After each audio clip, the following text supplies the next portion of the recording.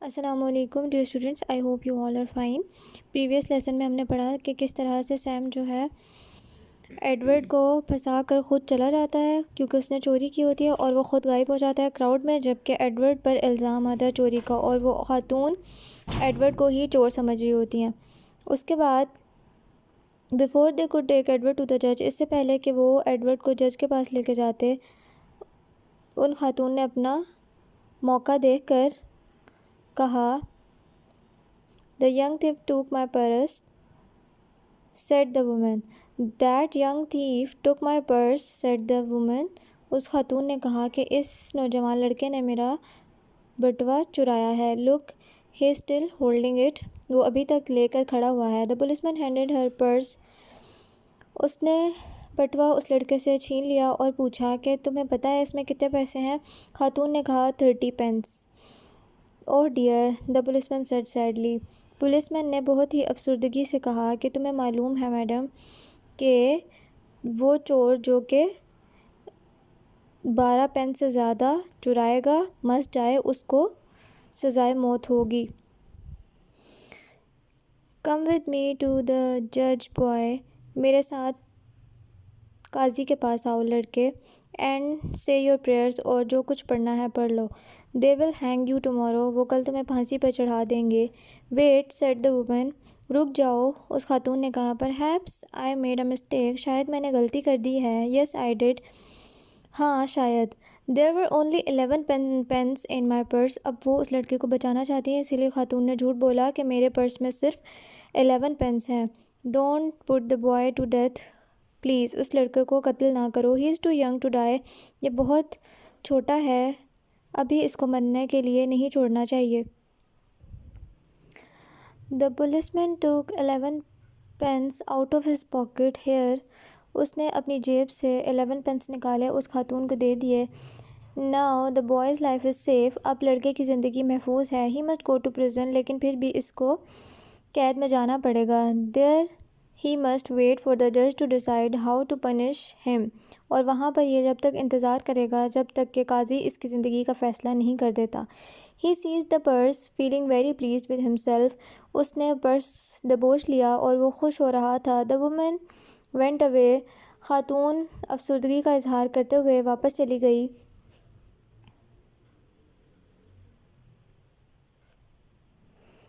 "I saw what you did," said Miles Hendon to the policeman.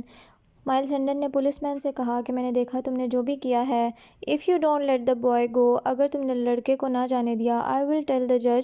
میں بھی قاضی کو بتا دوں گا۔ "And then you will die." اور پھر تم مر جاؤ گے یا تمہیں سزائے موت دے دی جائے گی۔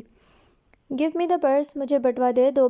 "Before I get really angry." اس سے پہلے کہ میں بہت زیادہ غصے میں آ جاؤں۔ He took 11 pence out of the purse. اس نے وہ 11 پینس پرس سے نکالے۔ And gave the money to policeman. اور پولیس مین کے پیسے اسے واپس کیے۔ "Take your money and go." اپنے پیسے لو اور چلے جاؤ۔ Next, Hendon found the woman and gave her the purse again. پھر ہینڈن نے اس خاتون کو ڈھونڈا اور اس کا پرس اس کو واپس کر دیا۔ She was very pleased. وہ بہت خوش ہوئی۔ And thanked him warmly. اور اسے بڑے گرم جوشی سے شکریہ ادا کیا۔ Hendon and Edward were on their way to Hendon Hall. اب ہینڈن اور ایڈورڈ جو ہے ہینڈن ہال جانے کے لیے روانہ ہو گئے۔ Hendon rode his horse. ہینڈن گھوڑے پر تھا۔ And Edward had the small grey donkey. اور ایڈورڈ کے پاس اس کا گدھا تھا۔ Edward was warm and comfortable in the clothes that Hendon had brought for him long ago on London Bridge. اور Edward نے وہ گرم کپڑے پہن لیے تھے جو کہ ہینڈن اس کے لیے خرید کر لایا تھا لنڈن برج سے۔ Next scene, Hendon Hall. As they came nearer to his old home, جیسا کہ وہ قریب آتے گئے ہینڈن ہال کے، Hendon became excited. وہ خوش ہوتا گیا۔ "They will all be very surprised to see me." وہ سب مجھے دیکھ کر بہت ہی زیادہ حیران ہو جائیں گے۔ "Look, here is our old church." دیکھو یہاں ہماری پرانی چرچ ہے۔ "And the Red Lion Inn." اور ایک مہمان خانہ۔ "There's the old market place." وہاں پر پہلے بازار ہوا کرتا تھا۔ "Nothing has changed." ابھی بھی کچھ بھی نہیں بدلا۔ At last they came to a pair of tall iron gates اور پھر وہ لوہے کے بڑے بڑے دروازوں کے سامنے آئے. Welcome to Hendon Hall my lord. Miles نے ایڈورڈ کو مخاطب کیا. He helped Edward down from the donkey. اس نے گدھے سے اترنے میں اس کی مدد کی. And led him into a large room. اور پھر اسے اندر ایک بڑے کمرے میں لے گیا. A young man was sitting at a writing table. ایک نوجوان آدمی میز پر بیٹھا تھا. In front of the fire. آگ کے بالکل سامنے. ہینڈن ran towards him eagerly. ہینڈن بڑے شوق سے بھاگتا ہوا اس کے پاس گیا.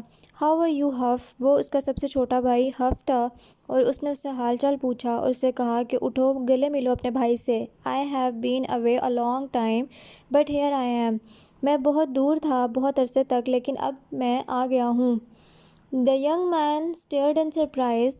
وہ آدمی حیرانی سے دیکھنے لگا. Then he said gently. پھر اس نے بہت ہی آرام سے کہا. Poor stranger. بیچارہ اجنبی. You are not well. شاید تم ٹھیک نہیں ہو. Miles Hendon died in France 7 years ago. Miles 7 سال پہلے ہی فرانس میں مر چکا ہے. We had a letter. ہمیں خط ملا تھا. It's not true. I am alive and well. Call my father. He will recognize me. ہینڈن نے کہا کہ تم میرے والد کو بلاؤ وہ مجھے پہچان لیں گے. He is dead, sir. After he heard the news about his son. اب ہف نے بتایا کہ میرے والد کی ڈیتھ ہو چکی ہے ان کا انتقال ہو چکا ہے. جب انہوں نے اپنے بیٹے مائلز ہینڈن کی وفات کا سنا تو وہ بیمار پڑ گئے اور کچھ ہفتوں بعد ہی ان کی وفات ہو گئی. Then send for Arthur. He will know me. تو پھر بڑے بھائی کو آرتھر کو بلاؤ وہ مجھے پہچان لے گا. He is dead too. وہ بھی مر چکا ہے. That's terrible news. And the lady added, Don't say she is dead too. اس نے کہا کہ اب یہ مت کہنا کہ وہ بھی مر چکی ہے.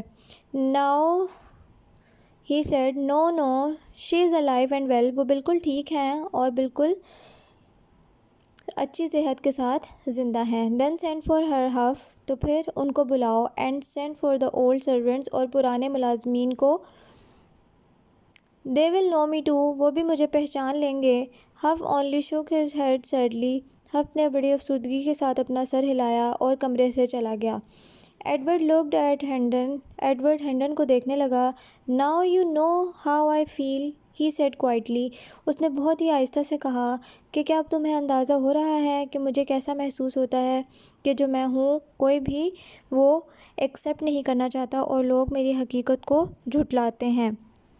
Next part we will read in next lesson. Complete your books, reread the lesson.